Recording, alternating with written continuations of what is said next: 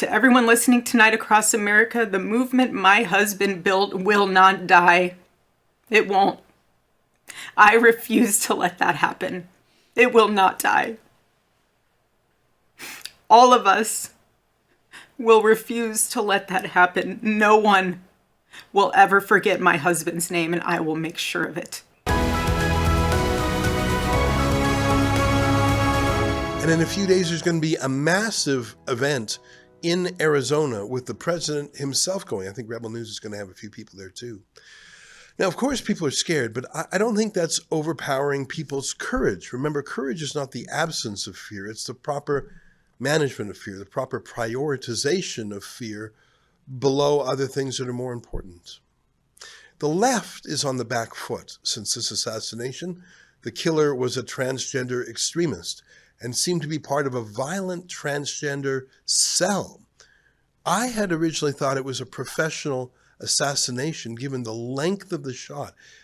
But I suppose in the United States, there's a lot of people with firearms, and it just seemed so professional that it was like whoever tried to kill Trump.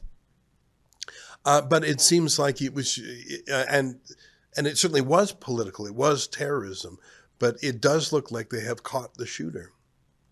Now, our friend Andy No, the reporter who did so much work exposing Antifa in Portland, he uses the word trantifa, which is transgender who join up with Antifa in a violent war against cisgenderism, I think they would say. Trantifa are violent. We see that in Canada too. Trans extremists in our country calling for violence, displaying violent tactics, even on their shirts, whether it's knives or baseball bats.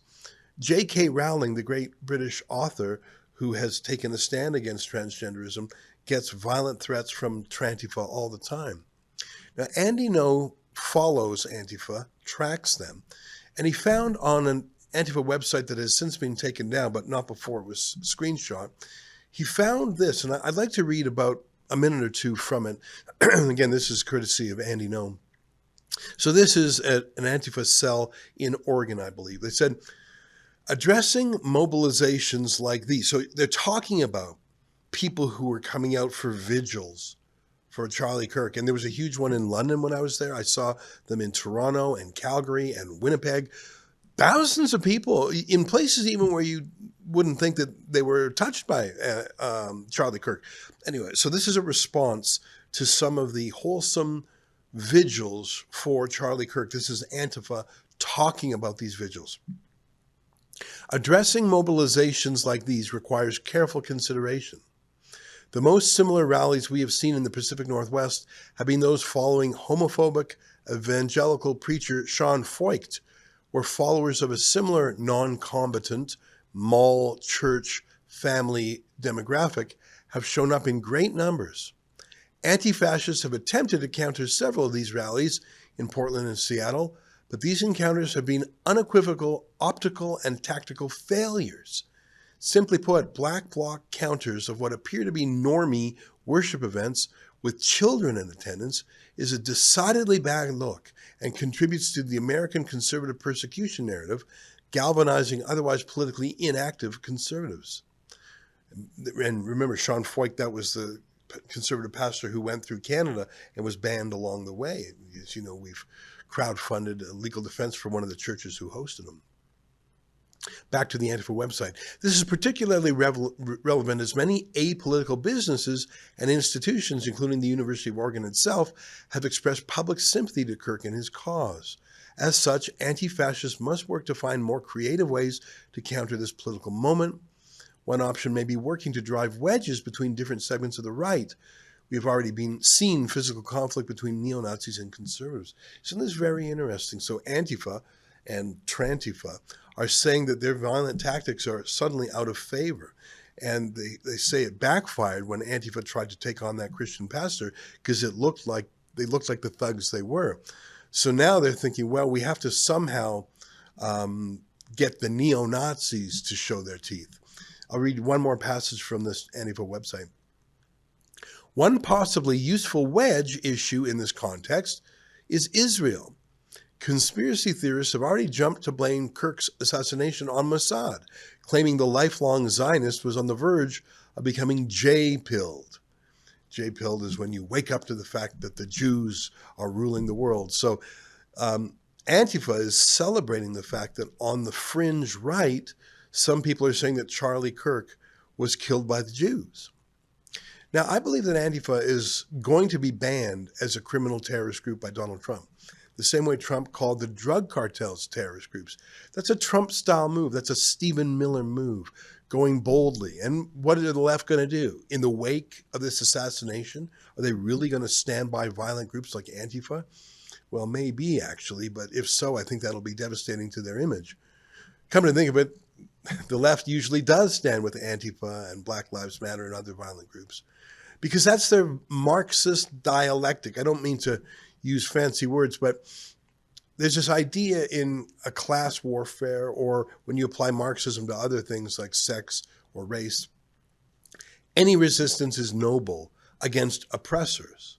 So that's why the left has no problem with the sheer violence and rape and murder and torture of Hamas when they invaded southern Israel, because they're oppressors. They can do anything. And the Jews are they're the oppressed, excuse me. The Palestinians are the oppressed peoples, and the Jews were the oppressors, even though it was an invasion from Gaza into Israel, that anything was justified against oppressors, including rape.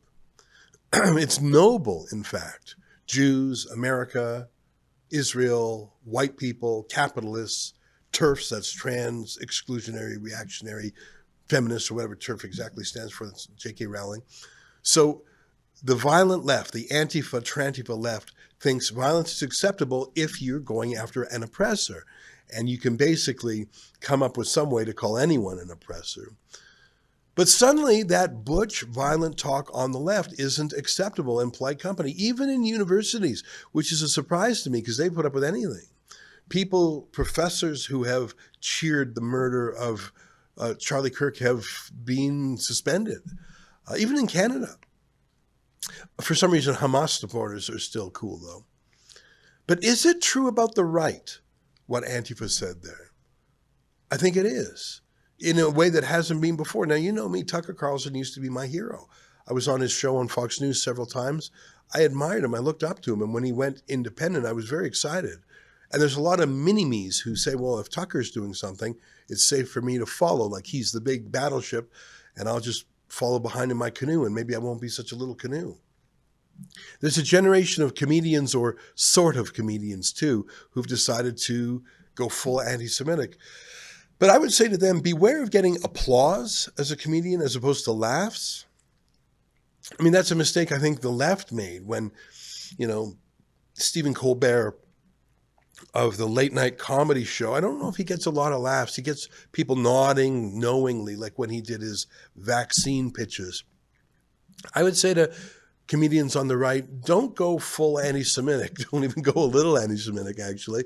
When you become a political conspiracy theorist blaming the Jews on everything, you're not being a comedian anymore. You're being boring, and you're being a bit crazy. And it was a dead end for the left, and I think it'll be dead on the right.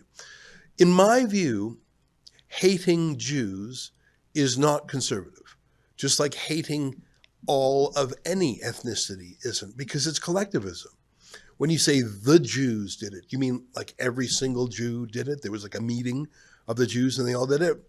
Jews are like any other group of people. There's some good Jews and some bad Jews, and sometimes a Jew does something bad and sometimes a Jew does something great. I referred to Stephen Miller, who's the point person of Trump's immigration plan. Frankly, he's my favorite Jew in the world. People don't say the Jews are cracking down. It's a phrase used to collectivize the sins or alleged sins of any individual Jews. So I think that when you start coming out against the Jews, you're not conservative anymore, because conservatives, I really believe, judge individuals based on the content of their character and what they do and what they stand for. That's how I've lived my life. I mean, I'm Jewish, but I feel lucky to have lived in a country where people say, okay, he's Jewish, he's this, he's that, he's this, he's 10 different things. Let's judge him by what he says and does. I'm not bogged down in some collective identity. I am Jewish, but people judge me for myself. And I think when you blame all Jews for something, it's a kind of scapegoating to let yourself off the hook for things that aren't going well in your life. Oh, the Jews did it. It's like some cosmic excuse for, you didn't get up and go to the gym. The Jews got me again. So I don't think anti-Semitism is a conservative idea. I should do a monologue on that. Group punishment of the Jews and a way to soothe all of your own faults and sins, that's not a conservative way of thinking. That's the groupthink on the left. That's the Marxist. Jews are the oppressors. I'm the oppressed. I can say and do anything against them, and everything they do is the reason for my for whatever's wrong in my life. Look at Candace Owens. Not that she was really ever conservative. I don't know if you know her origin story. She was a left-wing grifter on YouTube who suddenly discovered it was much more profitable to be a young black woman on the right than on the left, because the conservatives are always looking to show that they are open to women and minorities. But she started going nuts a while ago. In fact, it's interesting. She says she's friends with Charlie Kirk, but he hasn't done an event with her in years. I think he realized she was starting to go nuts a while back. For me, it was this, when she did an interview with GB News and said that the United States should not have gone to war in the Second World War, even after Pearl Harbor and Germany declared war on America. I don't know if you know that Japan, of course, Japan attacked America at Pearl Harbor, December 7th, 1941. And then Germany immediately declared war on the United States before the U.S. declared war on them. And Candace Owens said to GB News that America shouldn't have joined the war for them Jews. Here's a clip of that. By the way, Candace Owens' husband, who's on the board of GB News, had this clip deleted. I saved it before they could. Take a look. Do you think that America shouldn't have gone into that Second World War? Yeah, and that is a radical statement. People don't know how to deal with that because we've all been so brainwashed by the school system to believe that, oh, look how great things are. Let me ask you about your country. Do you think that your country has become greater since? Has our country become greater since? Absolutely not. This whole idea of international liberalism. Now it's not just about your problems, it's about solving the world's problems. Let's make sure that in Pakistan there's a trans flag waving. No. If Pakistan does not want to wave a trans flag, I don't even want to wave a trans flag, but why is this my business? And they're constantly trying to pollute you to make you think that it is your business. No, I actually am comfortable if that's going to be the newest smear that I have to wear, that we're isolationists. Good. I want to be concerned with just America's problems. As soon as those get resolved, I'm happy to peek up our head and say, oh, well, you know what? There are our friends over there in the UK. Let's see how they're doing, if we can help them. But America first. But Japan did attack Pearl Harbor, so presumably you would have reacted to that. Yeah, yes. Look, I think, of course, if you're ever talking about a threat in terms of your nation being attacked, you should always have an equal response. But at the moment, so that war was just. But a response was just, right? Does the response necessarily dictate a world war? These are questions that should be relegated, I think, to an academic discussion. These would be interesting academic discussions. I'd love to get a bunch of people and to play out those scenarios. What if we had just responded? I knew something was wrong with the gal then. And since then, she has gone completely nuts, including a full medieval style anti-Semitism. And I'm not talking about anti-Zionism. A crazy blame the Jews, the religion, the ethnicity for everything. It's almost like she's going to say the Jews poisoned the town well or something. It's just off the hook. Here's a sampler of that. Never supporting that demonic nation ever again. Now we are reading the books. We're learning about how you've executed this. You've blindfolded the entire world to what you are. And what I think you might be is possessed by a real demon. I'm Catholic. I believe in demons. And Netanyahu is very clearly a demon. And any person that supports him, you are a part of a totally demonic enterprise.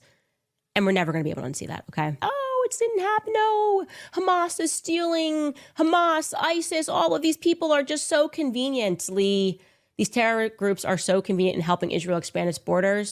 I mentioned her husband before. He seems to be her co-pilot in all this. It's very odd. Did you ever see this? This is a different woman to any woman. How did you meet her?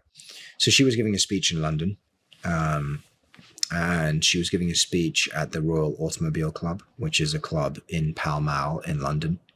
And I was in the audience. We met, we shook hands, and I just knew kind of when I met her, I was like, this is a woman who she just commanded a power. It was very difficult to describe. Nothing romantic was said, you know, between that day and the day that we got engaged, nothing romantic was said at all. You know, there was no overtures. Like we didn't go for dinner. Like we didn't take it. Nothing. Send her flowers. No, nothing. Yeah, nothing. Exactly. And so I was very clear about that because it was almost like getting to know oneself in some ways. It was kind of a very strange experience. You know, it was like I saw myself in her. And in doing so, and that sounds sort of, well, I fell in love with myself. No, I didn't fall in love with her. I fell in love with a woman who gave so much of myself back to me, you know, and I kind of, I was very willing to let myself fade and give glory to her. You know, that's how I view our marriage in many ways. Like I'm very happy to take a secondary position to give glory to her. You know, I'm far less politically involved now than I was because she's much more politically involved than I ever could be. When I met her, she was this tour de force, you know, incredible mind, incredible beauty.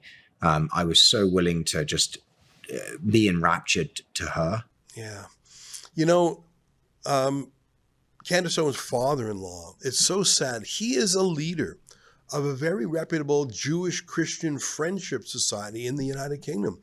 And he was so appalled by what his daughter-in-law was saying, he felt compelled to write a series of tweets, a letter really, not disowning her, but disowning everything she said.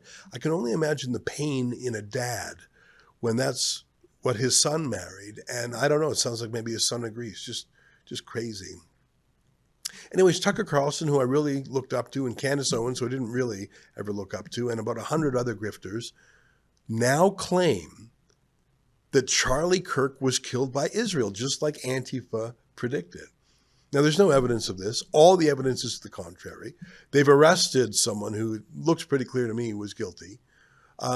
Charlie Kirk himself was one of the biggest pro-Israel voices in America. I mean, here's some things he said just weeks ago.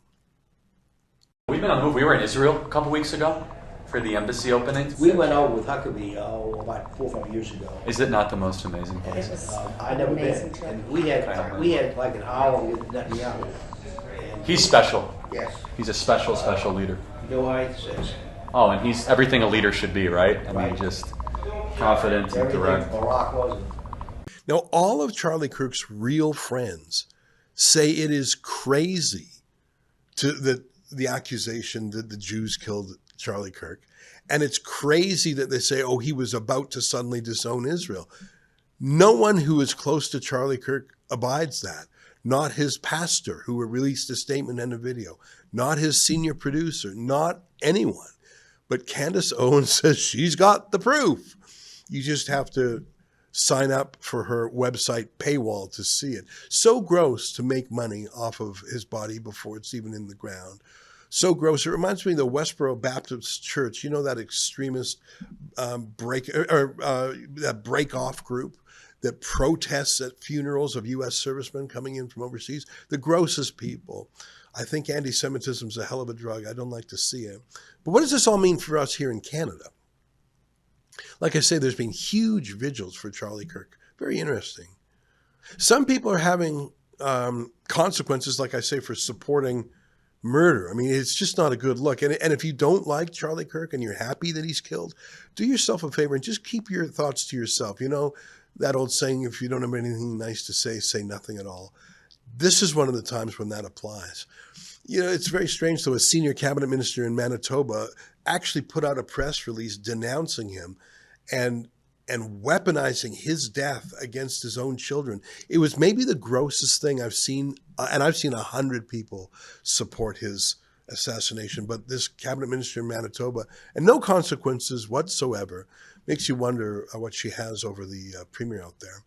Now, the United States has said that they will ban entry from foreigners who support the murder of Americans. And that's their right. If you are an American, you have the First Amendment to say anything rude, anything crude, anything that shows how grotesque an individual you are. Americans have the right to say awful things. Thank God it's in their First Amendment. But if you're not an American, you can say awful things too, but they can keep you out of their country. And I really hope that all these people around the world who despise America, who deplore and defame America, but then love going to Disneyland or love going to New York to see a show on Broadway or love going somewhere in that wonderful country, get banned. Why not? That's the power of a country, to restrict who comes there. Will we, though, get rid of our violent political left, as I predict Donald Trump is going to try to do in the States?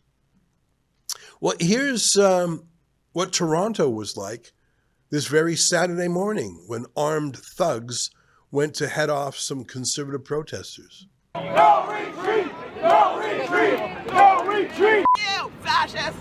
What's her message to people? Die, fascists! Doesn't make any sense, and I think we need to stop that hateful rhetoric.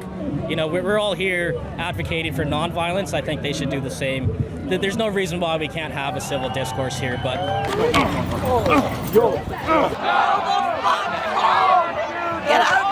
I need you to back up.